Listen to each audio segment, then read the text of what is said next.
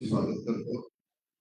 पत्रकार परिषदेला उपस्थित असणारे तुषार कामतेजी, योगेश गोयलजी, अजित चव्हाणजी, नाना पाटेजी, जगदीश शेट्टीजी, विलास लांडेजी, सर्व माझे उपस्थित असणारे विशेषतः दोन्ही राष्ट्रवादी काँग्रेस पक्षाचे सन्माननीय पदाधिकारी, सर्व आमचे कार्यकर्ते, सर्व पत्रकार बांधव, आपल्याला सगळ्यांना माहिती की महाराष्ट्रामध्ये 29 महानगरपालिकेच्या निवडणूक सुरू झालेली आज 3 वाजता अंतिम चित्र स्पष्ट झालेलं आहे. काही जागा बिनविरोध झालेल्या आहेत वेगवेगळ्या महानगरपालिकेच्या, बाकीच्या ठिकाणी पंचरंगी अशा प्रकारचे आता निवडणुकीला सुरुवात झाली. या निवडणुकीच्या निमित्तानं सगळ्याच शहरांच्या मध्ये 9 वर्ष निवडणुका न झाल्यामुळं खूप कार्यकर्ते म्हणजे 17ला निवडणूक झाली, त्यानंतर 22ला व्हायला पाहिजे होती, ती 22ला होता, आता 26ला होतीये. 26 साल सुरू झालेलं आहे. फेब्रुवारीतच आपल्याला निवडणूक व्हायला पाहिजे होती 22 मध्ये, आणि त्याच्यामुळं बरेच कार्यकर्ते इच्छुकांची संख्या सर्वच राजकीय पक्षामध्ये जास्त होती. त्यामध्ये केंद्रामध्ये जरी आम्ही एनडीए सरकारमध्ये असलो, राज्यामध्ये आम्ही महायुतीमध्ये असलो, तरी आपल्याला आठवत असेल मागे महाविकास आघाडीमध्ये काम करत असताना देखील स्थानिक स्वराज्य संस्थांच्या मध्ये जिथं शक्य असेल तिथं आम्ही आघाडी करायचो, जिथं शक्य नसेल तिथं आम्ही त्या ठिकाणी एकमेकांच्या विरोधामध्ये उभे राहून त्या निवडणुकांना सामोरं जायचं. अशा प्रकारचं मागचे सुरुवातीला पत्रकारांना सांगतो, इथं पत्रकार परिषदात मी यायचं ठरवलेलं होतं, माझ्या सहकाऱ्यांना मी सांगितलेलं होतं, परंतु सुरक्षिततेच्या कारणामुळं काही आमच्या पत्रकार मित्रांना त्यांचं कार पत्रकारितेचा निवड बघून सोडायला पाहिजे होतं, परंतु थोडस काही तपासणी वगैरे करण्याचा प्रयत्न आमच्या पोलीस खात्याने केलेला आहे. आमचं म्हणता येणार नाही राज्य सरकारच्या कारण आचारसंहिता आहे, तर त्यांनी केला तो बरोबर नाही. मी अधिकाऱ्यांना पण सांगितलं की हे बरोबर नाही. पत्रकारिता एक महत्वाचा पत्रकार आहे आणि लोकशाहीमध्ये त्यांचंही एक अनन्यसाधारण अशा प्रकारचं महत्व आहे, आणि त्याच्यामुळं असं आता कुणी जरी झेड कॅटेगरीचे पुढील तरी देखील आपण ती काळजी घ्या अशा पद्धतीनं तुम्हाला सांगितलेलं आहे. तर कृपा करून तुम्ही त्याबद्दल आमचा कुणाचा त्याच्यामध्ये दोष नाहीये हे माझ्या पत्रकार मित्रांनो आपल्याला सगळ्यांना माहिती आहे हे शहर जे बदलत गेलं, ह्या शहराने एक आकार घेतला. हे 1991 या शहराने एवढं खासदार केलं, त्यावेळेस शहराची म्हणजे फार काही ओळख नव्हती, काही ठराविक कार्यकर्ते होते, परंतु तेव्हा एकसंघ काँग्रेस होती आणि काँग्रेसचे राजीव गांधींनी आणि आदरणीय पवार साहेबांनी मला उमेदवारी दिलेली होती, आणि त्याच्यातून मला इथल्या अनेक लोकांनी आशीर्वाद दिले, काँग्रेसच्या सगळ्या नेत्यांनी आशीर्वाद दिले, सरकारने मला मदत केली आणि मतदारांनी विश्वास टाकला. आणि मला वाटतं त्यावेळेस 35,000चं लीड मिळालं होतं. मी खूप लाख मतांनी निवडून आलो, परंतु तेव्हापासून मी ठरवलं की आपण राजकारणात इतके नौके, आपला ओळखी नाही, परंतु निव्वळ काँग्रेसचे राजीव गांधी आणि आदरणीय पवार साहेबांच्याकडे बघून आपल्याला निवडून दिलेलं आहे आणि आपण काम केलं पाहिजे. आणि तेव्हापासून मी कामाला सुरुवात केली.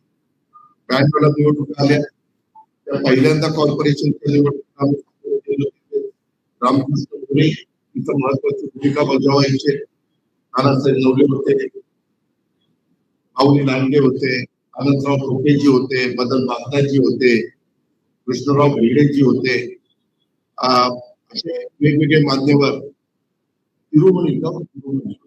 तिरुमणी त्यावेळेस होते अध्यक्ष होते, मला चांगलं आठवत आहे, आणि ते होते. असे सगळ्यांनी मिळून आम्ही सुरुवात केली. मला थोडस सांगण्याचं चांगलं काम कसं करता येईल माझा प्रयत्न असायचा, आणि त्याच्यातून बँगलोरची निवडणूक लढवली आणि तेव्हापासून माझं या शहरातल्या वेगवेगळ्या जणांवर मी माझ्या सगळ्या सहकाऱ्यांच्या विश्वासात घेऊन काम करायला लागलो. बँगलोरची त्यावेळेसची महानगरपालिका नंतर 5 वर्षात आम्ही भर घातली 97ला, मग 5 वर्षात भर घातली 2002ला, परत 5 वर्षात 2007ला, परत 5 वर्षात 2012ला, परत 5 वर्षात 2017. 17ला मात्र देश पातळीवर नरेंद्र मोदी साहेबांची जबरदस्त लाट आली आणि त्याच्यातून माझ्याचे पण अनेक सहकारी ज्यांना मी संधी दिली होती, पदं दिलेली होती, ते माझ्यापासून बाजूला गेले. आणि एक तसा बघितलं तर एक मुद्दा असा निघाला की विठ्ठलाच्या मूर्तीमध्ये गडबड झाली, भ्रष्टाचार झाला. त्यावेळेचे महापौर होते, त्यांच्याबद्दल आरोप झाले. आता ते व्यक्ती आज आमच्या विरोधामध्ये असणाऱ्यांचे उमेदवार झाले. म्हणजे त्यावेळेस त्यांच्यावर त्यांनी आरोप केले, आता ते तिथले उमेदवार, हे आपल्या लक्षात आलं असेल. मित्रांनो, पत्रकार मित्रांनो, मी आपल्याला सांगेन की महाराष्ट्राच्या राजकारणात घडणघडणीमध्ये काम करत असताना मला अनेक पदं भूषवण्याची संधी अनेक मिळाली. 6 वेळेला मी पोलीस झालो, पण शेवटी ही शहर कष्टकऱ्यांची नगरी, उद्योग नगरी, कामगार नगरी, छोटी छोटी गावं एकत्र येऊन झालेली नगरपालिका खारे साहेब आणि नंतर झालेले महानगरपालिका स्वर्गीय स्वर्गीय यशवंतराव चव्हाण साहेबांनी त्या शहराला दिलेले आशीर्वाद आणि त्याच्यानंतरच्या काळात अनेक मान्यवरांनी पवार साहेबांनी सगळ्यांनी असतील, अशोकराव असतील, मी आता सगळ्यांची नावं घेतली, सगळ्या मान्यवरांनी त्याला हातभार लावण्याचा प्रयत्न केला आणि आम्ही त्याच्यामध्ये खऱ्या अर्थाने इथले रस्ते असतील, इथले सबवे असतील, इथले फ्लायओव्हर असतील, इथले डबल फ्लायओव्हर असतील, इथले उद्यान असतील, इथले पाण्याची व्यवस्था असतील, इथल्या ज्या ज्या काही मुलगी शिक्षणाच्या संदर्भामध्ये चांगल्या प्रकारचे दर्जेदार शिक्षण संस्था आल्या पाहिजेत याबद्दलचं काम असेल, किंवा इथं IT आणण्याच्या करता पवार साहेबांनी मेहनत घेतली. तिथं संत तुकाराम कारखाना होणार होता, तो तिथं न करता साहेबांनी तो पलीकडे दिला आणि ती जागा IT ला घेतली आणि त्याच्यावर हिंजवडीमुळं संपूर्ण चित्र, जरी ते आपल्या परिसरामध्ये आपल्याला लागून असलं तरी IT क्षेत्रात नंतर आम्ही मेट्रोच्या संदर्भात अनेक गोष्टी आम्ही केल्या. परंतु पत्रकार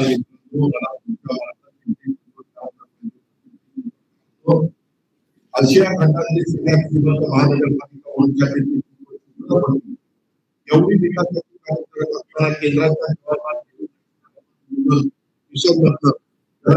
मध्ये जे करोड रुपयाचा पैसा मिळाला. मला आठवते एका काळी मी योगेश भांना महापौर केलेलं होतं, योगेश पण होते आणि त्यावेळेस हेच इंडियाची म्हणून आपल्याला मिळालेलं होतं. मला वाटतं डॉक्टर मनमोहन सिंग यांचं सरकार एवढं त्या शहराचा नाव वाढवून इथं ऍटो क्लस्टर असेल, इथं ऍटो हब असेल, इथं सायन्स पार्क असेल, अशा खूप काही गोष्टी आम्ही त्याच्यामध्ये करण्याचा मनापासूनचा प्रयत्न त्या ठिकाणी केला. त्याच्यामध्ये एक्झिबिशन सेंटर पण क्षेत्रामध्ये मुशीच्या जवळ करण्याचा करता जागा घेतली. अशा खूप गोष्टी केल्या. परंतु पत्रकार मित्रांनो, कधीही या श्रीमंत महानगरपालिकेला आज 2015-16ला 4,844 कोटी रुपयाच्या ठेवी होत्या. 16-17ला त्या 3348 झाल्या. 17-18ला ते 29 झाल्या. 1903 झाल्या. 1920ला 2893 झाल्या. 20-21ला मुलांना 2300 झाल्या. त्याच्यानंतर 21-22ला 1800 वर आल्या. 22-23ला 1000 वर आल्या. 23-24ला 1900 वर आल्या. 24-25ला 1700 वर 2000 अशा ठेवी वास्तविक या ठेवी वाढत जायला पाहिजे होत्या आणि ती रक्कम जवळपास आजपर्यंत व्याज व्यतिरिक्त 10,000 कोटीला जात होती. त्याच्यामध्ये एवढंच नाही, कर्ज रोखे काढले आणि ते कर्ज रोखे काढून एक प्रकारे ते कर्ज रोखे म्हणजे एक प्रकारचं कर्जच आहे आणि अशा पद्धतीनं या 10,000 कोटीच्या आपण शिकवतो जवळपास आता 2,000 कोटीच्या ठेवी आहे 8,000 कोटी रुपये त्या ठिकाणी मोडले. माझं म्हणणं की मग मोठ्याचं काम दाखवा ना की बाबा एवढा पैसा त्या ठिकाणी केला. आज काम त्या ठिकाणी आपल्याला पाहायला मिळत नाही. तुम्हाला पत्रकार मित्रांनो मला सांगायचंय माझ्या तुम्हाला विनंती आहे तुम्ही पत्रकारिता करता आपल्या सजीव बुद्धीला स्मरून या शहरामध्ये आज काय चाललेलं आहे हे आपणच पहा. एकट्या स्थापत्य विभागाचं दायित्व 2,700 कोटी रुपये दायित्व आणि पाणी पुरवठा विभागाचं दायित्व 604 कोटी रुपये. मनपाच्या इतर विभागाचं दायित्व जवळपास 4,000 कोटी रुपयाच्या पेक्षा आणि स्थापत्य विभागामध्ये तुम्ही बघितलं तर प्रामुख्याने नवीन की त्यावेळेस 20 प्लॅन केलेला होता. मला वाटतं त्या काळामध्ये पाटील म्हणून एक आर्किटेक्ट पण त्याच्यामध्ये आणि ते हरित सेतू अर्बन स्ट्रीट हॉस्पिटल विविध ठिकाणी असलेले सिमेंटचे डांबरी रस्ते फायर स्टेशन शाळा ओव्हरब्रिज वगैरे स्थापत्यामध्ये प्रामुख्याने पाणी पुरवठा विभागामध्ये बाबा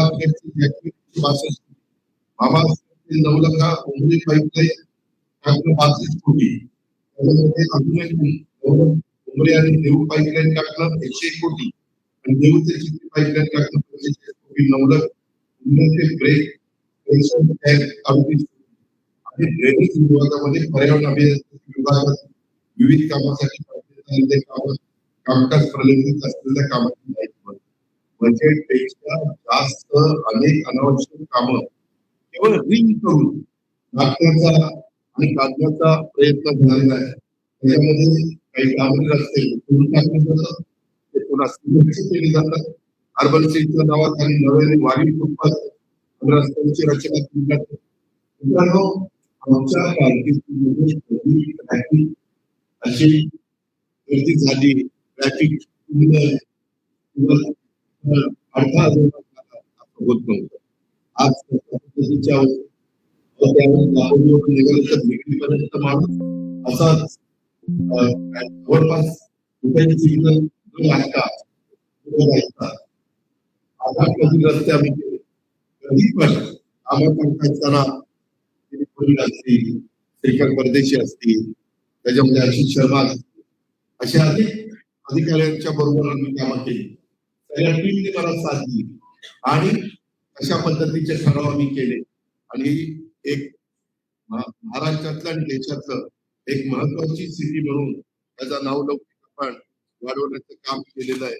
आज वाहतूक कोंडी जर बघितली तर रस्ते या सगळ्या गोष्टी परंतु पिंपरी चिंचवड शहर आज वाहतुकीच्या वेळच्या अडकलेलं आहे. मित्रांनो भोसरीच्या आहे भोसरीच्या पुलाचं भूमिपूजन असताना मी तिथं सांगितलं 2 मजली 4 मजली झाला पाहिजे आणि तो पूल तिथं मी 4 मजली करायला हवा. त्याच्यामध्ये पिंपरी चिंचवड मध्ये आज अर्बन स्ट्रीटच्या नावाखाली रस्त्यांची वाट लावलेली फुटपाथ पार्किंग वाहतुकीचे आवश्यक असलेले रस्ते म्हणजे असं असतं की जास्तीत जास्त लोकसंख्या घटकाला कुठल्या कामाला प्राधान्य फुटपाथ मोठे करून फुटपाथवर बऱ्याच मगरमच्छांनी अतिक्रमण करून तिथं मला तर तिसरे लोक हप्ते दिले आहेत. दापोली ते दिल्ली रोड पिंपरी चिंचवड ते लिंक रोड अकोले ते रावित रोड अशा अनेक चांगल्या रस्त्यांचं केलेले शहरात कुठेही वाहतुकीची व्यवस्था करायला आता जागा ठेवलेली मेट्रो सिटीच्या खाली भर रस्त्यावर पार्किंग केले जातं. 9 वर्षामध्ये त्यांची कामगिरी तर पहिली 5 वर्षांनंतर पण बघितलं तर 9 वर्षात पार्किंग सुविधा विकसित केली गेली नाही. गाळे BRT रस्ता तयार असून सुद्धा वापरासाठी 9 वर्षात खुला केला गेला नाही. त्यामध्ये बेकायदा पार्किंग चालू आहे. स्मार्ट सिटीच्या माध्यमातून स्मार्ट पार्किंग ऍप आणि ई सायकल ही दोन्ही प्रकल्पावर खर्च केलेले कोट्यवधी रुपये पत्रकार मित्रांनो उडाले आणि ह्या पद्धतीनं BRT कॉरिडॉरची संकल्पना मोडून मी कॉरिडॉर लगत असलेल्या इमारतीमध्ये सार्वजनिक पार्किंगची सुविधा उपलब्ध करून देण्याची व्यवस्था केली, परंतु सार्वजनिक वापरासाठी असलेले हे सर्व पार्किंग त्यांनी त्या ठिकाणी खाऊन टाकल्यासारखं परिस्थिती निर्माण केलेली आहे. मित्रांनो, मी परवा मला वाटतं 2 ठिकाणी सभा घेतल्या. एक पंकज भालेकरच्या इथं घेतली आणि दुसरी एक चिखला घेतली आणि एक तळवल्याला घेतली. दोन्ही ठिकाणी मी भूमिका मांडली की इथं टेंडर मध्ये लीक केली जाते, इथं दादागिरी केली जाते, इथं मोठ्या प्रमाणावर टेंडरचे फुगवटा वाढवला जातो. मी आपल्याला पुराव्याने निश्चित देईल की तेच रस्ते जर दुसरीकडे करायचं म्हटलं तर ते कमी पैशामध्ये होतात. इतर टेंडरमध्ये खाडाखोड त्या ठिकाणी केली जाते. त्याच्याही बद्दलचे पुरावे माझ्याकडे त्या ठिकाणी आहेत. मी कुठल्याही गोष्टी विदाऊट पुराव्याच्या तुमच्याशी बोलू इच्छित नाही आणि मला कुणावरही बिनबुडाचे आरोप करण्याचं काही कारण नाही. इथं टेंडरिंग, दादागिरी, दापोडगिरी रस्त्याच्या अलीकडे पण अशा पद्धतीनं वेगवेगळे भाग पाडले गेले. त्याच्यामध्ये भोसरी, निगडी, चरोली, चिखली, दिघी, मोशी या पट्ट्यात टेंडर रकमेत ऍडपार किंवा जादा दराने निविदा सादर केल्या जातात. त्याच्यामध्ये वेगवेगळ्या पद्धतीनं 25-25, 30% पर्यंतचा फरक त्या ठिकाणी असतो. आणि तुम्ही बघा, काही लोकांच्या प्रॉपर्टी कशामुळे वाढल्या, असा काय चमत्कार घडला, असं काय त्यांनी कामं करून दाखवली, असे काय त्यांची इंडस्ट्री आहे की आज कोट्याधीश चे मालक हे झालेले. एक साधं उदाहरण द्यायचं, मधी कुत्र्याची नसबंदी काढली, भटक्या कुत्र्याची, आणि त्याच्यामध्ये 5 वर्षात 43,680 कुत्र्यांवर नसबंदी केल्याचा दावा केला आणि लॉकडाऊनच्या काळात सर्व काही बंद असताना देखील 7,145 कुत्र्यावर नसबंदी केल्याचा दावा केला. 71 लाख रुपये नसबंदीवर त्या ठिकाणी बिलं अदा केली. आता तुम्ही मला सांगा, जर एवढं झालं होतं तर या वर्षी ऑक्टोबर महिन्याच्या अखेरपर्यंत पिंपरी चिंचवडमध्ये कुत्रे चावण्याची संख्या नागरिकांची 20,000 लोकांनाच कुत्री चावली आणि मग नसबंदी गेलेली कुत्री गेलं कुठं आणि कुठं पिल्ल काय झाली कुठं. कसं हे जे काही चाललंय, अक्षरशः आतापर्यंत 1,70,000हून अधिक लोकांना कुत्रे चावल्याच्या घटना घडल्या. पत्रकार मित्रांनो, ही कोर्टाने पण सिरियसली घेतलं. इथल्या आपल्या कुत्र्यांच्या बाबतीत नाही, इन जनरल. आता खरं तुम्ही हसताय राहू, मी खरं सांगतो, इन जनरल जे काही चाललेलं आहे त्याच्याबद्दल. पण कशात पण त्या नसबंदीत पण पैसे खायचे, काय मिळेल तिथं पैसे खायचे. पंतप्रधान आवास योजनेमध्ये डुडुळ गावात 1190 सदनिकांचा पंतप्रधान आवास योजनेचा प्रकल्प वाढीदारांनी निविदा मंजूर केली. निविदा 142 कोटी 89 लाखाची, परंतु प्रत्यक्षात 25 कोटी रुपये जादा दराची म्हणजे 167 कोटी 82 लाखाची निविदा मंजूर केली. पत्रकार मित्रांनो, प्राधिकरण सेक्टर 12 मध्ये क्रमांक 6,452 सदनिकांच्या प्रकल्पाची सुमारे 630 कोटी रुपयांची निविदा ही त्या ठिकाणी काढली. ती मात्र बीजी सिरकेंनी 17-18% बिलोन घेतली. आज आपल्या इथं जे काही बांधकाम होत आहे त्याच्यामध्ये डुडुळगाव म्हणून जे आपला शहरातला भाग आहे, तिथं जमीन घेऊन स्वतः जमीन विकत घेतात बांधकाम व्यावसायिक किंवा संबंधित लोक, आणि 350 ते 4,000 रुपये प्रति स्क्वेअर फीट दराने फ्लॅट विकतात. मी खोटं सांगत नाही, तिथं डुडुळ गावाला. आणि आपल्या महानगरपालिकेत केवळ बांधकामाकरता 4,000 ते 4,500 रुपये प्रति स्क्वेअर फीटचा खर्च येतो. हे असलं भ्रष्टाचार चाललेला, असलं धुलाई आपल्या महानगरपालिकेची चालली. मला नागरिकांना आवाहन करायचंय, आता वेगवेगळ्या ठिकाणी देखील तुफान काळ थोडा हे करू, तुला ते करू वगैरे वगैरे हे सगळे प्रकार चालले. पिंपरी चिंचवडमध्ये आमच्याकडे पण काम करत असताना केंद्रातली, राज्यातली, जिल्ह्यातली, तालुक्याची, गावची सगळीच त्या ठिकाणी कामकाज आम्ही बघायचो, म्हणजे ज्याला आपण सत्ता म्हणतो, तिथं आमची लोक होती. पण आम्ही सत्तेचा उत्पाद होऊन दिला नाही, माज होऊन दिला नाही. आता सत्तेची मस्ती, नशा आणि माज झालेला आहे आणि त्यामुळे या सगळ्या घटना घडतायत. हे माझ्या पिंपरी चिंचवड नागरिकांनी ध्यानामध्ये घेतलं पाहिजे. स्मार्ट सिटीच्या बद्दल देखील या प्रकल्पात भ्रष्टाचार झाल्यामुळे हा प्रकल्प अपयशी ठरलेला आहे. त्याच्यामध्ये तुम्हाला सांगतो, आपल्या शहरात डब टाकण्यात आले. वास्तविक आपण ज्यावेळेस रस्ते केले ना, त्याच वेळेस डब टाकलेले होते आणि केबल नेटवर्क टाकण्यात आलं. या प्रकल्पासाठी 250 कोटीचं टेंडर काढलं आणि हा प्रकल्प पूर्णपणे फसला. जमिनी खाली केबल टाकण्याचं काम त्याच्यामध्ये लोकप्रतिनिधींनीच रस्त्याच्या अलीकडं पलीकडं वाटून घेतलं आणि इंटरनेटची केबल नाजूक असल्याने नेहमी सांगतात की 1.5 मीटर म्हणजे 5 फूट खाली टाका आणि ती बंधनकारक आहे. मात्र खोदकामाचं पैसे वाचवण्यासाठी प्रत्यक्ष खोदाई केवळ गुडघ्यापर्यंतच लेवलपर्यंत खोदून डग टाकण्यात आला. त्यामुळं नेटवर्क सुरू होण्यापूर्वीच डॅमेज झालं. अब्जावधी रुपये खर्च करून तयार केलेला प्रकल्प 7-8 वर्षात बंद झाला. हे आपणच पत्रकार म्हणून माहिती घ्या. 600 किलोमीटर केबल नेटवर्क पैकी फक्त 200 किलोमीटरचं केबल नेटवर्क हे आज डॅमेज झाल्यामुळं प्रकल्प पूर्णपणे फसलेला आहे. अंदाजपत्रकात डगच्या बोगस किंमत दाखवलेली आहे.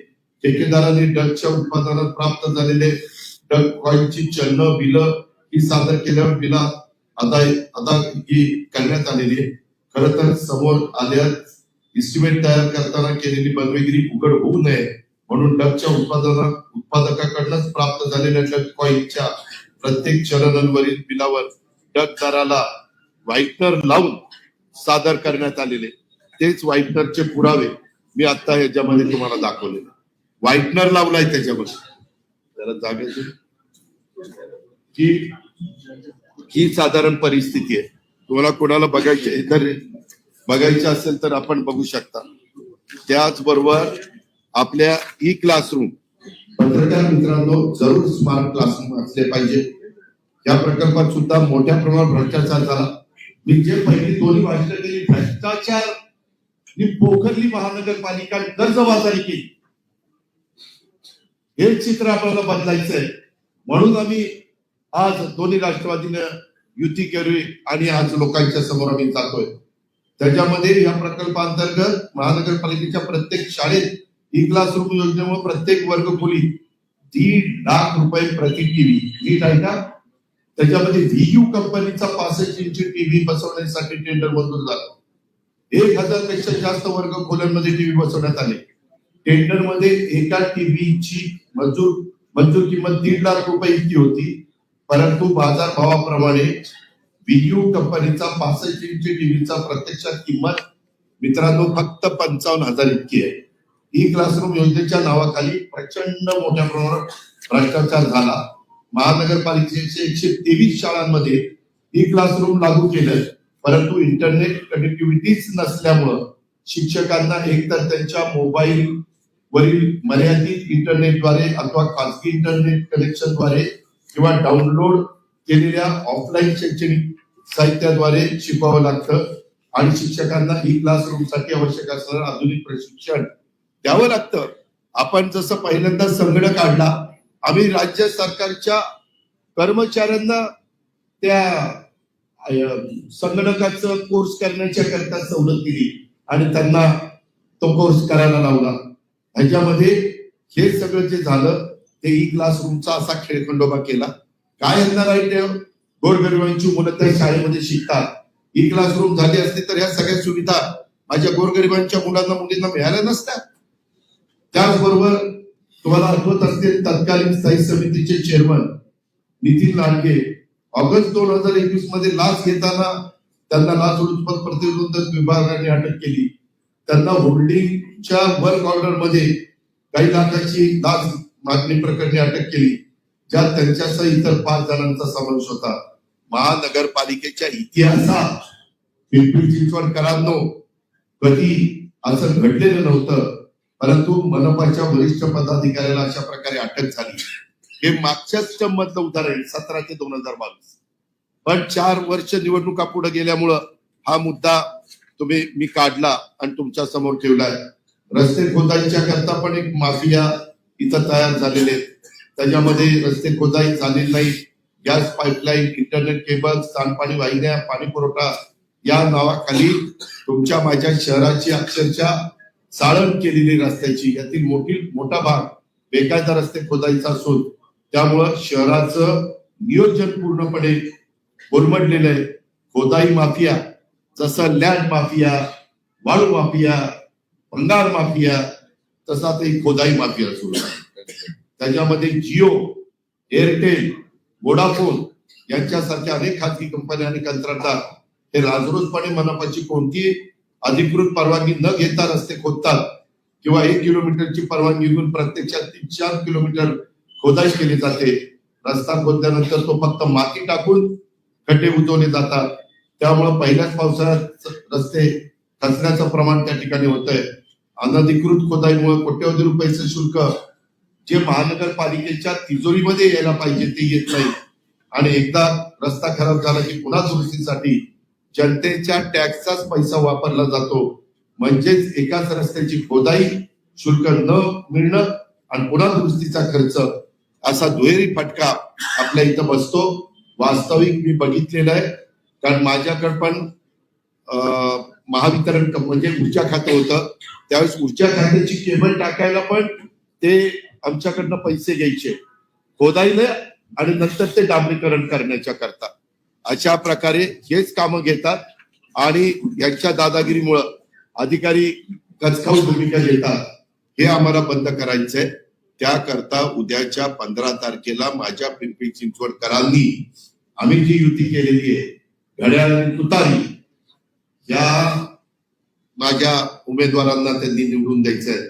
मला विनंती आहे माझी, पिंपरी चिंचवड महानगरपालिकेचा प्रारूप विकास आराखड्यात नागरिकांच्या मध्ये पत्रकार मित्रांनो खूप मोठी नाराजी आहे.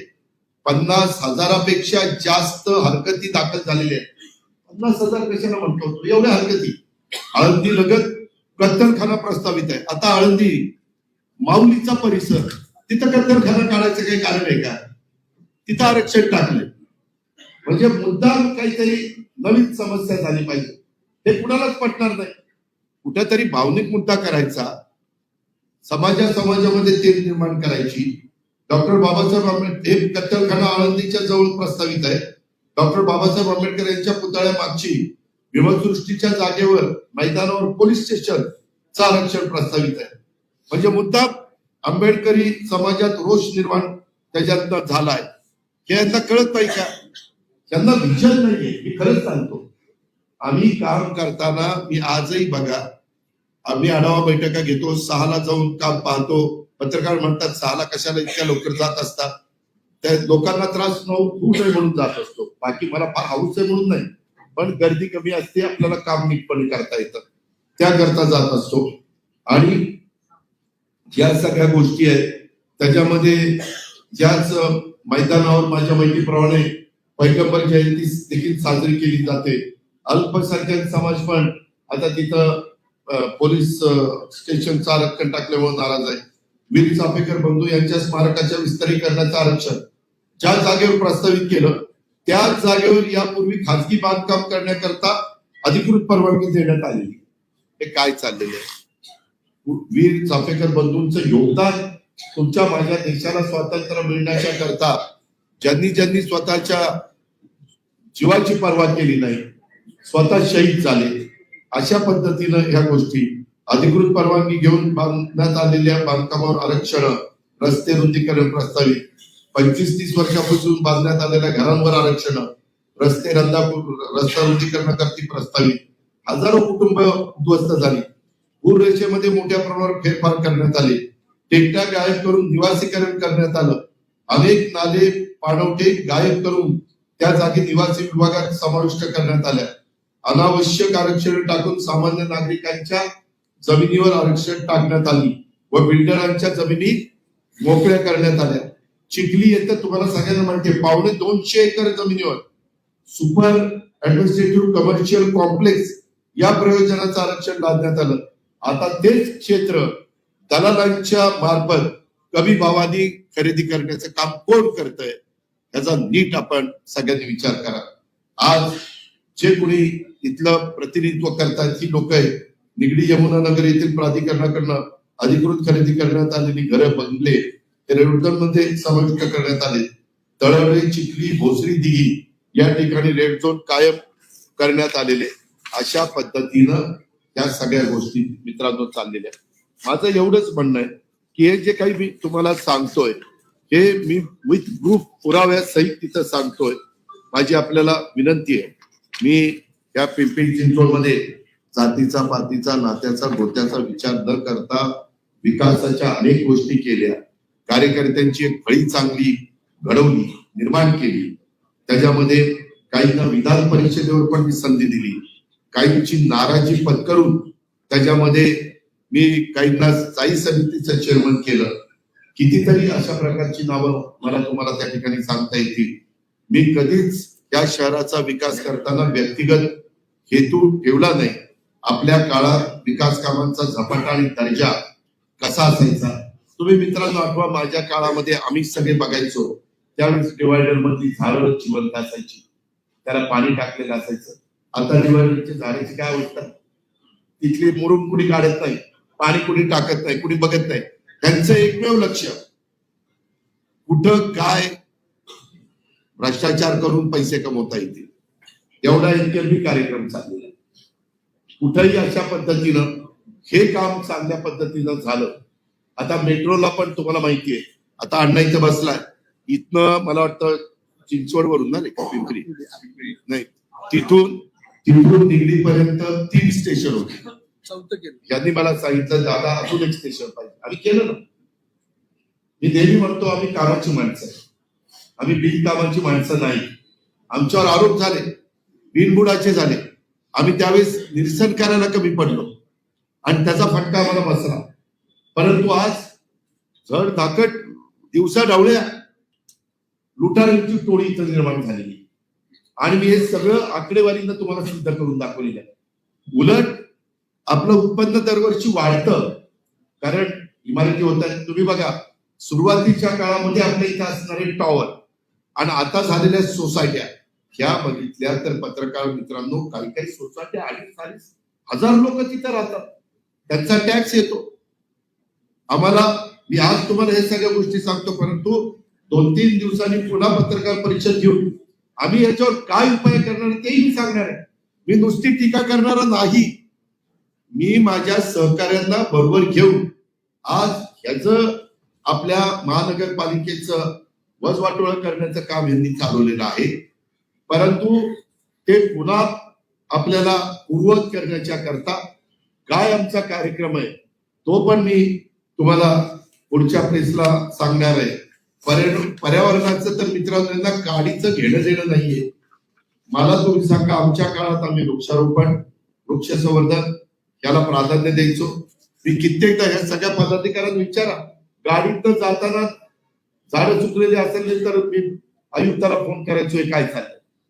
शेवटी आपण आपलं स्वतःच म्हणून जे काही आपलेपणाने काम करतो तसं काम प्रदूषणावर उपाययोजना करण्यासाठी कुणी प्रयत्न करतंय का? आज नदीचं काय प्रदूषण चाललेलं, आज नदीमध्ये कसा राडारोडा टाकला जातोय, महानगरपालिकेच्या आरोग्य सेवेचा कसा पुजवारा उडालेला आहे, ज्या पद्धतीनं करवाण केली त्या पद्धतीनं सुविधा दिल्यात का नाही दिल्या. शहराच्या विकासावर समोरासमोर येऊन चर्चा करण्याचं माझं आव्हान आहे. किंवा शहराचा विकास मी केला नाही, त्यात माझं योगदान नाही, ही हिंमत असेल तर त्यांनी समोर येऊन त्या ठिकाणी सांगावं. या शहराला आम्ही जीव लावला, या विभागाचा प्रतिनिधी या नात्याने खासदार म्हणून मी राजकारणाला सुरुवात केली. मी काही महिने होतो, 6 महिने होतो, पण तरी देखील त्याच्यानंतर सतत माझ्या राज्याच्या राजकारणामध्ये काम करत असताना पिंपरी चिंचवडला कसं आपल्याला झुकतं माप देता येईल हा प्रयत्न केला. या शहरातील विकासकांनी एक माझी ओळख कामाचा माणूस म्हणून केलेली आहे. अशा पद्धतीनं पण आपण पाहू शकता.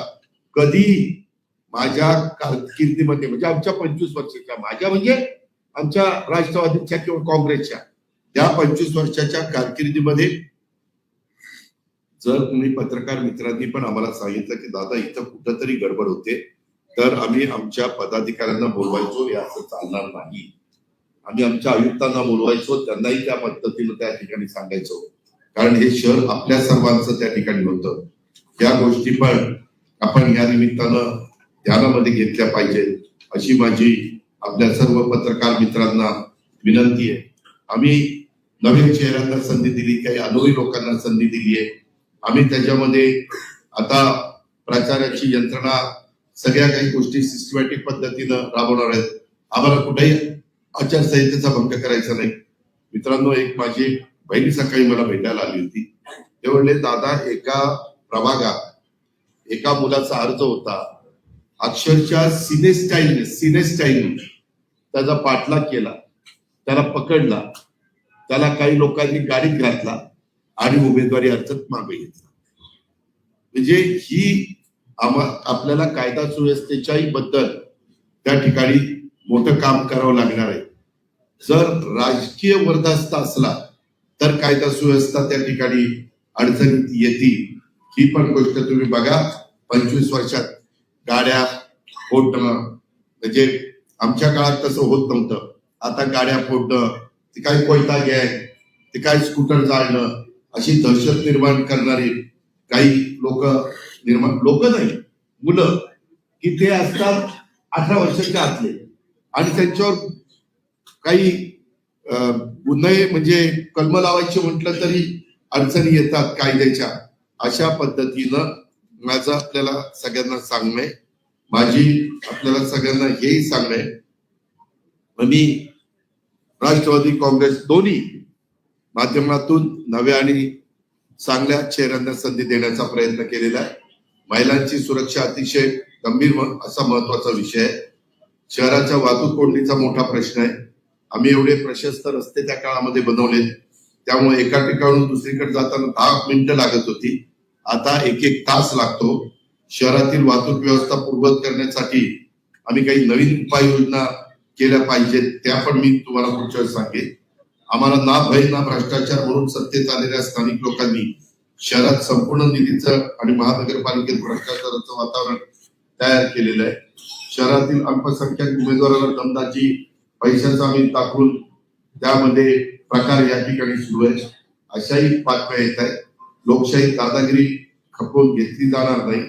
जनतेने नोंद घेऊन अशा प्रवृत्तीच्या लोकांना खड्यासारखं बाजूला केलं पाहिजे. पवना नदी, इंद्रायणी नदी, मुळा नदी या 3 प्रमुख नद्यांच्या मध्ये आपली ही उद्योग नगरी वसलेली आहे. त्या नद्यांचा जाणाऱ्या सांडपाण्याचा कोणतीही प्रक्रिया न करता डायरेक्ट नदी पात्रात सोडतात. त्या न केल्यामुळं ते त्याच्यावर सिवेज ट्रीटमेंट प्लांट मध्ये ट्रीटमेंट न केल्यामुळं कामाचे पैसे उकळले जातात. काही अधिकारी दबावाला आमिषाला बळी पडतात. अशा दुर्दैवी घटना इथं चाललेल्या आहेत. जॅकवेलच्या कामात भ्रष्टाचार, उदळवाडीच्या कारवाईत लघुउद्योजक उद्ध्वस्त झालेला आहे. कित्येक लघुउद्योग मी पण सुधारणा केल्या, पण आम्ही कुणाला वाऱ्यावर सोडलं नाही, त्यांची पर्यायी व्यवस्था केली. आज इथं आपल्याला काही ठिकाणी हॉकर झोन करावे लागतील, ते मी पुढच्या वेळेस सांगेन. प्राणी संग्रहालयात ठेकेदारांच्या तिजोऱ्या भरल्या जातात. स्मार्ट सिटी घोटाळ्यामध्ये देखील गडबडी आहे. सफाई कामगारांच्या कामात मोठा घोटाळा, त्याच्यामध्ये गुरुजी इन्फ्रास्ट्रक्चर, एजी इन्फ्रा प्रोजेक्ट या 2 ठेकेदारांच्या विरोधात 23 जुलै 2021 ला तक्रार नोंदवण्यात आलेली आहे. कचऱ्यामध्ये देखील भ्रष्टाचार चाललाय. शहरात दक्षिण आणि उत्तरेत असे 2 भाग करून बायो मायनिंग या गोंडस नावाखाली 45 कोटी 92 लाख रुपये या कामात भ्रष्टाचाराचं पुरण बनवलेलं आहे. मोबाईल टॉवर घोटाळा, टॉवर अधिकृत करण्यासाठी महानगरपालिकेच्या बांधकाम परवाना विभाग आणि कर संकलन विभागाचे संगमन करून पैसे लाटले जातात. कुत्र्याचं नसबंदीचं सांगितलं, अर्बन सीटचं सांगितलं, त्याच्यामध्ये 1.25 किलोमीटर रस्त्यासाठी पत्रकार मित्रांनो, खर्च किती असावा? 81 कोटी. 1.25 किलोमीटरचा रस्ता, 81 कोटीचा खर्च. काय चाललंय म्हणजे फार लुबाडणूक, अशी लुबाडणूक कधी कुठे बघितली नव्हती. टेनको रस्त्यावर मुळा नदी सुधार कार्यक्रम 300 कोटीचा, स्वच्छतेच्या निमित्त. पण शहर तुम्हाला स्वच्छ दिसतं का? धूळ आणि कचरा त्या ठिकाणी दिसतो. पालिकेच्या कारभारात पारदर्शकतेचा पूर्णपणे अभाव आहे. राज्यातील कोणाचाही वचक राहिलेला नाहीये. त्यामुळे शहरामध्ये लुटालूट गँग तयार झालेली आहे आणि याच भ्रष्टाचारी राक्षसाचं दहन करण्यासाठी आम्ही हे सगळ्या निवडणुकीच्या मैदानात उतरलेलो आहे. आणि थांब ना बाबा, जरा कळ जरा. त्यामध्ये निवडणुकीच्या मैदानात आम्ही उतरलोय. जनतेने माझे या पत्रकार परिषदेच्या निमित्तानं सर्व स्तरातल्या जनतेला आव्हान आहे, तरुण वर्गाला, मध्यमवर्गीयांना, वडीलधाऱ्यांना, सर्व क्षेत्रातल्या, की तुम्ही आम्हाला साथ द्या. आज मी या निमित्तानं ही पत्रकार परिषद त्या ठिकाणी घेतलेली आहे आणि त्या पद्धतीनं माझी पुढची प्रचाराची पण सगळी लाईन तशा पद्धतीनं राहणार आहे. माझं तुम्हाला सगळ्या पत्रकार मित्रांनो माहिती आहे की या शहरावर माझं मनापासून प्रेम आहे. या शहराबद्दल मला आत्मीयता आहे. या शहराची काळजी मला मनापासून घ्यावीशी वाटते. आता लोक येतील जातील, पण शेवटी हे शहर आपल्याला सगळ्यांना सांभाळायचंय आणि त्याच्यात 92 ते 2017 तुम्ही जशी साथ दिली, त्याच्यात कुठं काही त्रुटी राहिल्या असतील तर ते मी दुरुस्त करेन. कारण माझ्या सुरुवातीच्या काळात या शहराने मी त्यावेळेस कुठलंही काम न करता भरभक्कम पाठिंबा 91ला दिलेला होता. मी पाहिलेलं स्वप्न या शहरातील मी प्रत्यक्षात आणण्याचा प्रयत्न केलेला आहे आणि त्यामुळे या शहराला देश पातळीवर एक नवी ओळख आपण निर्माण करून दिलेली आहे. पण अलीकडच्या काळात तिथं जर बघितलं तर ते बघवत नाही पत्रकार मित्रांनो. कर्ज काढून सण साजरा केला जातोय. इथल्या पुढाऱ्यांनी तसं ऋण काढून सण साजरा करू नये असे जुनी लोक आम्हाला सांगायची. शहरापेक्षा स्वतःला आणि स्वतःच्या परिवाराला मोठं होण्याची एवढी राक्षसी भूक या शहराची परिस्थिती बिघडवलेली आहे. मला हे बघवत नाही, म्हणून मी आमच्या वेगवेगळ्या सहकार्यांना बरोबर घेण्याचा प्रयत्न केलेला आहे. माझा त्याच्यामध्ये जीव तोडतो हे मी मनापासून आपल्याला सांगतो.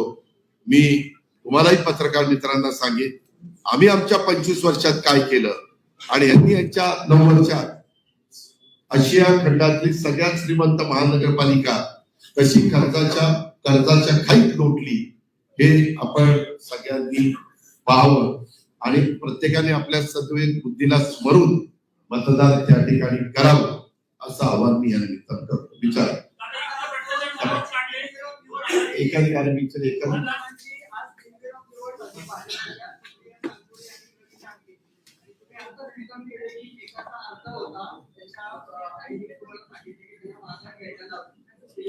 नाही आईने नाही सांगितलं. एक माझी लाडकी बहीण आलेली होती, त्यांनी सांगितलं. नाही याच्या संदर्भामध्ये मी ते कोण होते काय होते ते विचारपूस केली नाही, परंतु असले प्रकार या शहरामध्ये झालेले आहे. आमच्याही काळामध्ये मी मागं काही बिनविरोध निवडणुका त्या ठिकाणी झालेल्या तुम्हाला पण सगळ्यांना माहितीये. पण लोकशाही पद्धतीनं ते झाल्या, संविधानाच्या माध्यमातून झाल्या, घटनेने जे घालून गेलेली शिस्त आहे त्यांनी झाल्या, तर आमचा काही विरोध असेच कारण. अहो त्यामध्ये काही उमेदवार त्या बाबतीमध्ये त्यांची इतकी दहशत आहे की तिथं उभं राहायला देखील काही जोडत तयार होईल. ही वस्तुस्थिती आहे, हे मी मान्य करतो, ही वस्तुस्थिती आहे.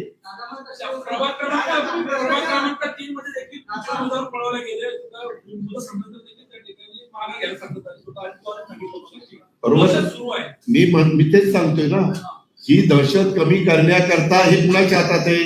लोकशाहीमध्ये हे नागरिकांच्या हातात आहे. नागरिकांनी मनात आणलं आणि या शहराला पुन्हा कर्जबाजारातनं बाहेर, कर्जबाजारी जरी महानगरपालिका केली ती पूर्वपदावर आम्ही मागे आणली होती. कामं केली, आम्ही 25 वर्ष कामं केली. पत्रकार मित्रांनो, एकही जण असं म्हणू शकणार नाही की अजित पवारांच्या त्या कारकिर्दीमध्ये कामं झाली नाही. कामं केली, वृक्षारोपण झालं, ग्रीनरी झाली, सगळ्या काही गोष्टी झाल्या. पण त्यावेळेस आम्ही कर्ज काढलेलं नव्हतं. उलट ठेवी वाढवत वाढवत केंद्राचा पैसा, राज्याचा पैसा, वेगवेगळ्या योजनांचा पैसा आणि त्याला जोड आपल्या महानगरपालिकेची, असं करून आम्ही ती केली. यामध्ये आमच्या हातामध्ये महानगरपालिकेची सूत्र गेले 9 वर्ष नाहीये. त्यामुळं तिथं दहशत वाढली. हे साधं सरळ गणित आहे.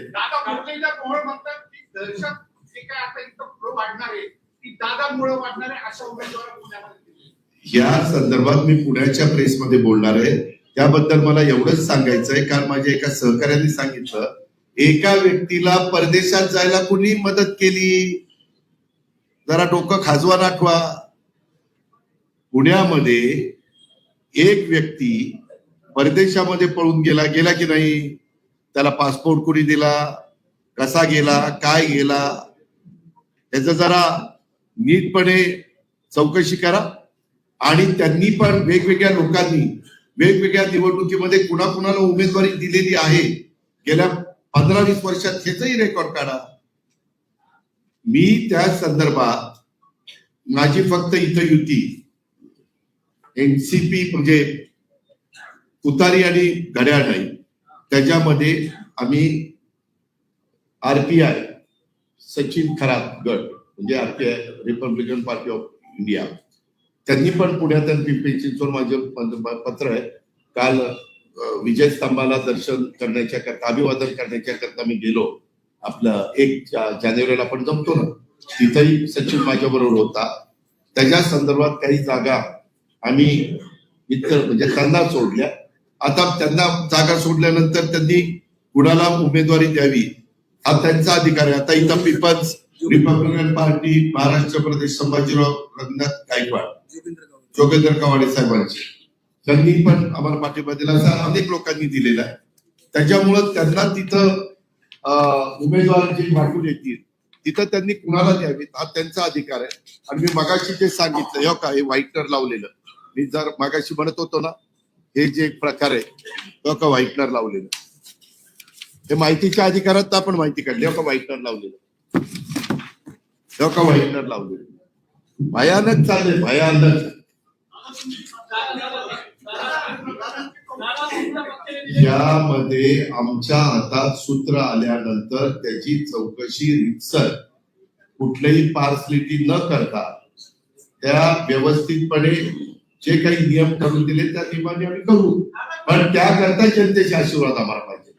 त्याकरता घड्याळांनी तुतारी याला यांनी साथ दिली पाहिजे.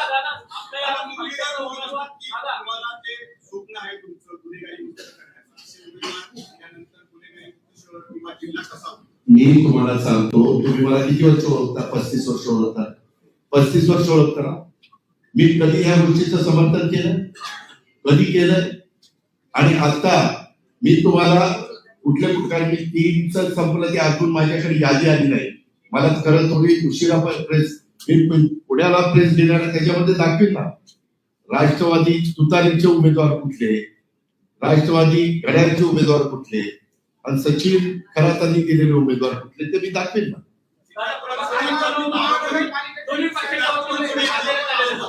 काय काय बर, उद्याच्याला गुन्हा कुणावर झाला तर गुन्हा सिद्ध व्हायच्या आधीच तो दोषी असतो का? असतो. तुम्हाला माहितीये माझ्यावर 70,000 कोटीचा भ्रष्टाचाराचा आरोप झाला ना. ज्यांनी ज्यांनी केलं त्या सगळ्यांच्या बरोबर मी सरकारमध्ये आहे का?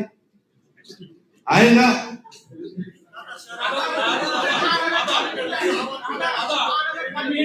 अरे एकाने बोला ना, माझ्या हातून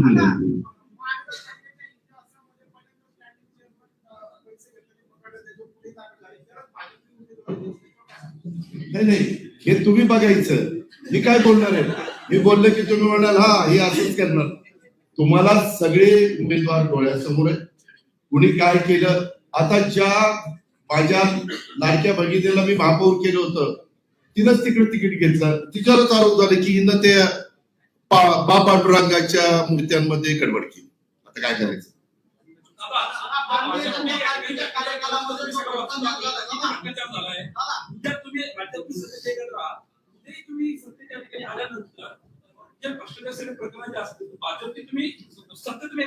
अहो तुम्ही एक मिनिट थांबा ना. माझं 15 वर्ष काँग्रेस आणि राष्ट्रवादी काँग्रेस एकत्र सरकारमध्ये होतं. पिंपरी चिंचवड महानगरपालिका ही राष्ट्रवादीच्या ताब्यात होती. त्यावेळेस मी काम करून दाखवलं की नाही? काम करताना ही संस्था वेगळी, ही संस्था वेगळी. स्थानिक स्वराज्य संस्था आहे ना, त्या संस्थेमध्ये काम करणारे इथले लोक वेगळी आहे. तिथं आम्ही ज्यांच्याबरोबर काम करतोय ती लोक वेगळी आहे. समजून घे, समजून घे.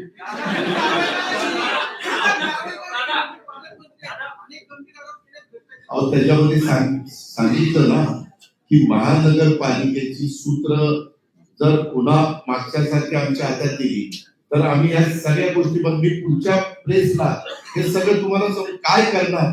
मी आज काय सांगितलं, काय घडतंय गेल्या 9 वर्षात, काय घडलंय आणि काय घडतंय आणि कसं कर्ज वाढलंय आणि कशा ठेवी नष्ट झाल्या आणि कशी बिलं देणं बाकी आहे स्थापत्याची आणि त्या सगळ्यांची, हे मी दाखवलं. हो का? तुम्ही साथ दिली ना, 12 तास पण मला जास्त झाले. त्यामध्ये मी जे भाषण तळवण्याला आणि चिखलीला केलं त्याला लाईक्स किती आले? 4,60,000 लाईक्स आले. कशामुळं का असेल ना, पूर्वी काय व्हायचं, पूर्वीची गोष्ट वेगळी. आता electronic media, print media, Instagram, Twitter, Facebook या सगळ्या गोष्टी इतक्या ऍक्टिव्हपणे काम करतात. मीच आश्चर्यचकित झालो ते 4,60,000 लाईक्स मिळाल्यानंतर. म्हणजे लोक बरेच जण आता सभेला न जाता आता ही पत्रकार परिषद पूर्ण राज्यात गेली ना, लाईव्ह तुम्ही दाखवताय. माझं काम कित्येक करोड लोकांना तुम्ही दाखवले.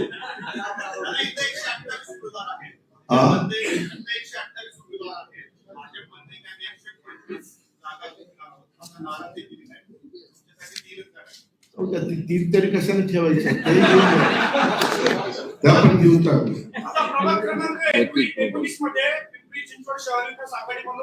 एक आघाडी आली आहे. प्रभाग क्रमांक 19 मध्ये पिंपरी चिंचवड शहर विकास आघाडी नावाची एक 4 उमेदवार आहेत. त्यांना भाजपच्या पडद्यावर म्हणजे स्थानिक नेत्यांचा पाठिंबा, छुपा पाठिंबा आहे अशी चर्चा चालू आहे. यावर आपण काय मत आहे? मी त्याची माहिती घेतो.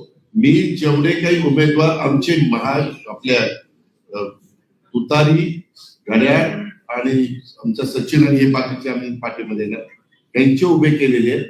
त्यामध्ये मी इमाने इतबारे, मी कधी माझ्या राजकीय जीवनामध्ये जुन्याही पत्रकार नाही आहेत, मी कधी फिक्सिंग केलं नाही. बॅक फिक्सिंग मी प्रत्येकाला, मी त्यांची कामं केली असते.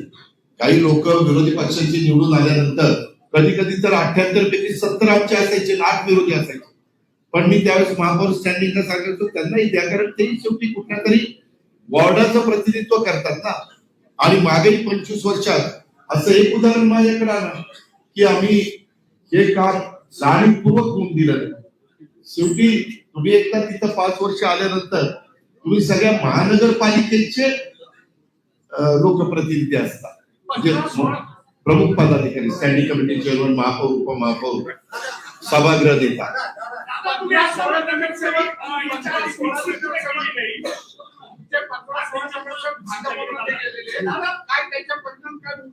काय नाही, त्यांना ज्यावेळेस मी नगरसेवक केलं त्या आधी नगरसेवक नव्हते ना,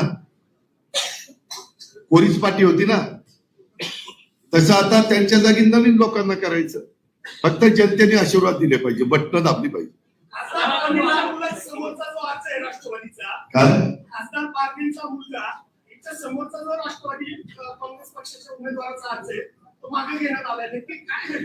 त्याच्यामध्ये ते सांगायचं राहिलं. माझं अजित गव्हाणेंचा मला निरोप आला की त्या 4च्या प्रभागामध्ये 2 जागा राष्ट्रवादीच्या, 2 जागा शिवसेनेच्या, म्हणजे धनुष्यबाणाच्या. आम्ही शिवसेनेबरोबर पण चर्चा केली, परंतु बाकीच्या ठिकाणी आमची ऍडजस्टमेंट झाली नाही. पुण्यामध्ये पण आम्ही चर्चा केली. तुम्ही बघितलं होतं, ते माझ्याकडे आले होते काही त्यांचे प्रतिनिधी. इथं मात्र आम्ही आमच्या दोघांच्या अंडरस्टँडिंगनी त्यांचे दोन आमचे केले.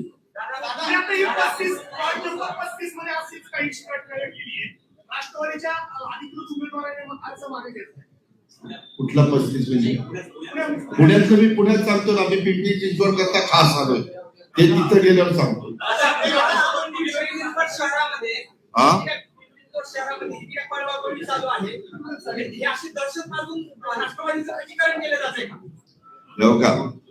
शेवटी कुणी कुणाचं खच्चीकरण करू शकत नाही, पण ह्याच्यातनं जनता जनार्दन फार बारकाईने बघत असते. तुम्ही बघितलं मागच्या काळामध्ये, मला आठवतंय तेव्हा मी हायस्कूलला होतो, 75ची इमर्जन्सी आली.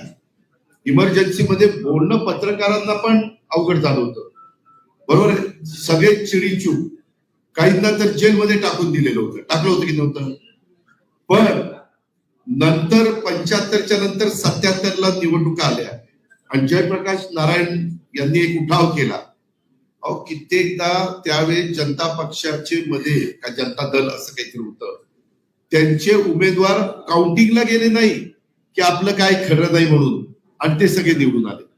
आपल्या देशातली जनता, आपल्या मतदार हा घटनेचे शिल्पकार डॉक्टर बाबासाहेब आंबेडकरांच्या मुळे त्यांना जो मताचा अधिकार मिळालेला आहे. त्यांना जर असं हे काही चुकीचं चाललेलं दिसलं आणि ते त्यांना पटवून देण्याच्या करता समोरचे लोक यशस्वी झाले, तर जनता मी मांडणाऱ्यांना डोक्यावर पण घेते आणि मी मांडणाऱ्यांना खाली पण फेकून देते. हा इतिहास आहे की नाही? आहे ना.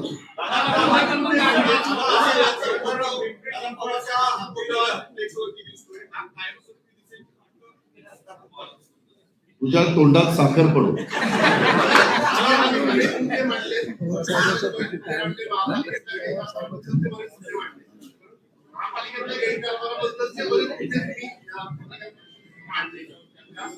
खरे ते मांडले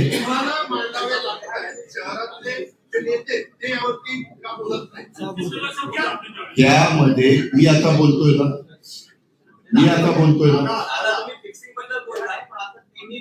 अरे बाबांनो, तुम्ही मला साथ द्या. मी नाही बदल करून दाखवला तर बोला ना. त्यामध्ये त्या संदर्भामध्ये सगळ्या गोष्टी पूर्वी जशा व्हायच्या त्या पद्धतीने होतील. सगळ्याचा मान सन्मान ठेवून आम्ही करू. अजित गव्हाणे सारख्यांनी उमेदवारी अर्ज भरला नाही, तर दुसरीकडे विक्रांत लांडे ही उमेदवारीच्या रिंगणात दिसून येत नाही. विक्रांत लांडेंच्या त्यांनी मला सांगितलं की मला नाही दिलं तरी चालेल, माझ्या भावाला द्या, म्हणून त्याच्या भावाला दिले ना. अजित गव्हाणे म्हटलं, दादा मी आता आमदारकीला उभा राहणारा माणूस महानगरपालिकेला कसा उभा, त्याच्यामुळे ते आता पुढच्या आमदारकीची वाट बघतो. काय आपली अडचण?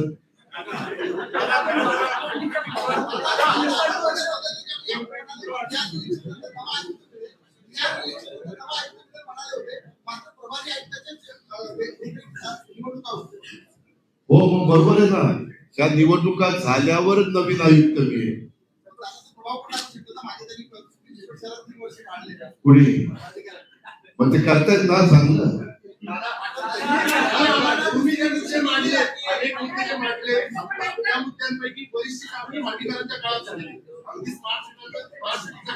अहो एक मिनिट, तुम्ही साधं गणित, कुठली नगरपालिका, महानगरपालिका किंवा संस्था असेल तर त्याच्यामध्ये जो प्रमुख असतो, जो ते चालवतो, जो त्याच्यामध्ये टीम मेकर असतो, त्याला जबाबदार धरलं जातं ना.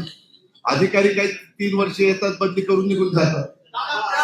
तुम्ही ऐका, मी वेगवेगळे चांगले अधिकारी आणू शकत नाही. ते राजेश पाटील पण चांगला अधिकारी होता की नाही? मी तर ते ओरिसा का कुठल्या काढायचे होते, पण आणले होते, ते चांगलं काम करत होते. मी नेहमी माझ्या हातात जेव्हा असतं त्यावेळेस चांगले अधिकारी सर्व ठिकाणी आणायचा प्रयत्न करतो, कारण त्याच्यातलं निम्म काम आपलं वाचतं.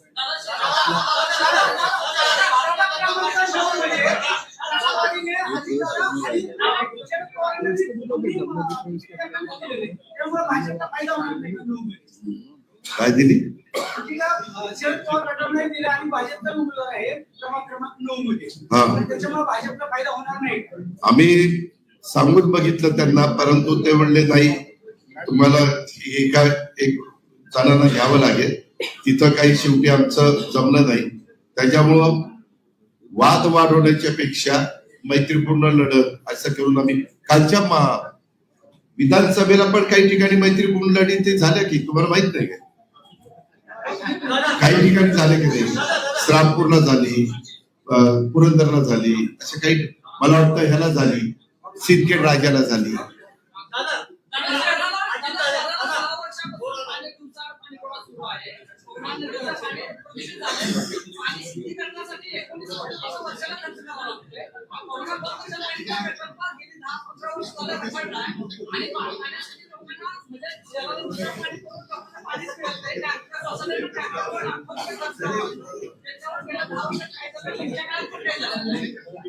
आमच्या काळात झालं नाही असं चुकीचं बोलू नका. मी माझ्या काळामध्ये बंद पाईपलाईनचं काम सुरू केलं. त्याच्यानंतरच्या काळामध्ये एक घटना घडली, ती गोळीबार झाला. त्याच्यातनं माझी प्रचंड बदनामी केली की होय त्यांनी हे सगळं कृत्य घडवलं. त्याची जबरदस्त किंमत मला राजकीय मोजावी लागली. आणि त्याच्यानंतरच्या काळामध्ये महानगरपालिकाच माझ्या हातात गेली आणि ते काम केलं पाहिजे. मी आता सुनील शेळके यांना पण विनंती केलेली की पुढं का होईना, जर नागरिकांनी माझ्या ताब्यामध्ये महानगरपालिका दिली, मी सांगतोय, मी स्वतः बघणार. मी कामाचा माणूस आहे. माझे नागरिकांना आव्हान आहे, तुम्ही माझे उमेदवार निवडून द्या. मी रोज पाणी या शहराला देण्याच्या करता 100% यशस्वी होत असेल. मी जे बोलतो ते करतो, तेवढी धमक ताकद माझ्यामध्ये आहे.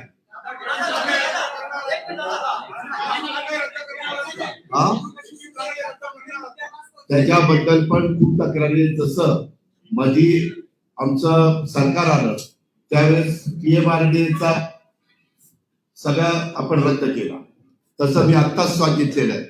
त्या पद्धतीनं गोरगरिबांच्यावर, लहान घटकाच्यावर अन्याय करणारा तो डिप्टी प्लॅन आहे, तो आम्ही ठराव करून रद्द करू. जनतेने हे काम करण्याच्या करता मला बहुमत दिलं पाहिजे. बहुमत दिलं तर मी या सगळ्या गोष्टी करू शकतो आणि मी ते करून दाखवलं 25 वर्ष.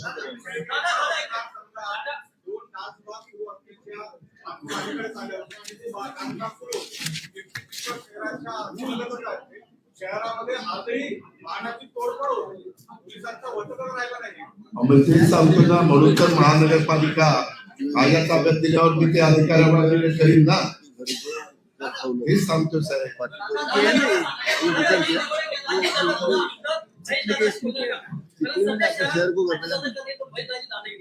मी आव्हान करतोय, मला अजित दादा म्हणत असले तरी मी दादागिरी करत नाही. दादागिरी करत असतो तरी इथपर्यंत पोहोचलोच नसतो. मला सगळ्या जाती धर्माच्या लोकांना बरोबर घेऊन जायचंय. शिवशाहू फुले आंबेडकरांच्या विचारधारेने आम्ही पुढे जाऊन पाहतोय. त्याला माझ्या पिंपरी चिंचवडकर हा मिनी भारत आहे. त्या मिनी भारताने आम्हाला आशीर्वाद द्यावे.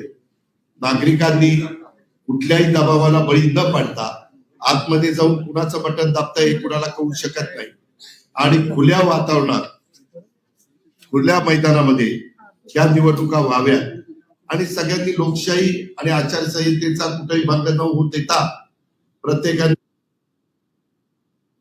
आज आता तुम्ही मगाशी विचारलं, काही लोक गेले, त्या सगळ्यांना काय प्रलोभन दाखवलं, तुम्ही या, महानगरपालिका आमची येणार आहे, आम्ही तुम्हाला टेंडर देऊ, आम्ही तुम्हाला हे देऊ, आम्ही तुमचा खर्च करू, आम्ही तुमचा अमुक करू. कारण आता ह्यांना 3-3, 4-4, 5-5 वेळा मी निवडून आणलेलं. मी त्यांना विचारलं बाबा का असं करता, तर त्यांनी ह्या गोष्टी सांगितल्या.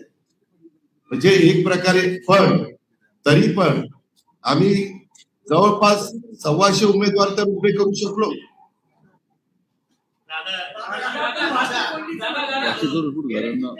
नाही तर पुढच्या सांगतो मला ते पुढं आम्ही काय करणार आहे ते.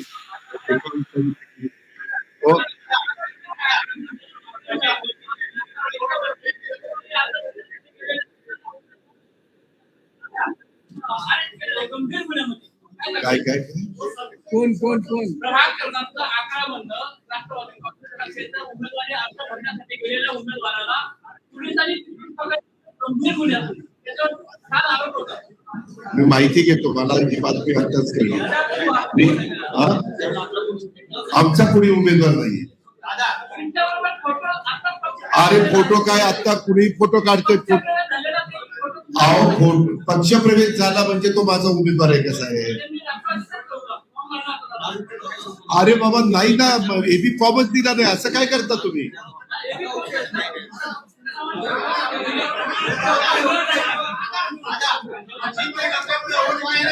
हा ऐका ऐका ऐका ऐका, मला मुद्दा काढला. ऐका, माझ्या काही सहकाऱ्यांना असंही सांगितलं काही मी, अहो तुम्ही आमच्याकडे या, 2,500 मतं तर अशीच आम्ही पहिलीच ऍडजस्ट केलेली आहे आणि मग बाकीची मिळणार, असंही काही नाही. वास्तविक मी आपल्याला सांगतो, मशीन मध्ये कुणालाही चेंज करता येईल नाही. अरे थांबा ना बाबा, त्यामध्ये बिजनेसमैन की जिंदगी का एक दुख बताऊं, सोचा था 4-5 साल धंधे में खूब मेहनत करेंगे फिर सेट हो जाएंगे, लेकिन निवडणुका झाल्या त्या ज्या नगरपालिकाच्या विचाराच्या होत्या त्याच निवडून आल्या. त्याच्यामध्ये असं होत नाही, पण कधी कधी पराभव झाला तर तो खुल्या मनाने मान्य केला पाहिजे की बाबा आम्ही आमच्या परीनं मनापासून प्रयत्न केले, पण जनतेला आम्ही मतपरिवर्तन करण्याच्या करता यशस्वी होऊ शकलो नाही, असं करून त्यांनी मान्य केलं पाहिजे. अलीकडे काय झालं, पराभव झाला, ते मशीन मध्ये ऍडजस्टमेंट झाली, हे झालं. पत्रकार मित्रांनो, तिथं काही गडबड होत नाही, कारण एवढ्या मोठ्या मशीन मध्ये गडबड करायची म्हटलं तर कितीतरी अधिकाऱ्यांना हाताशी धरावं लागेल, ते होऊच शकत. एक मिनिट थांबला बाबा, जरा बोलू दे ना, पत्रकार परिषद पाहिजे. यामध्ये हे कुठलं तरी होत नसलं तरी एकंदरीत बाकीच्या संदर्भामध्ये उभार नाव नोंदणी, तिबार नाव नोंदणी, 4 वेळेला नाव नोंदणी, त्यांच्या प्रभागातले माणसं काढून त्यांच्या प्रभागात टाकणं, त्यांच्या प्रभागात काढून योग्यच्या प्रभागात, हे प्रकार झालेले आहेत. आणि मी हे संबंधित अधिकाऱ्यांना सांगितलं असं करू नका, किंवा काहींचे नावच तिथनं गायब होणं, असे काही प्रकार झाले, ते होता कामा नये. आणि हे सगळ्यांनीच मान्य केले. म्हणजे तुम्ही असं, तुम्ही मध्ये रवींद्र चव्हाणांचं एक स्टेटमेंट ऐकलं असेल, तरी पण त्या पद्धतीने बोलू. ठीक आहे, धन्यवाद. जय हिंद, जय महाराष्ट्र.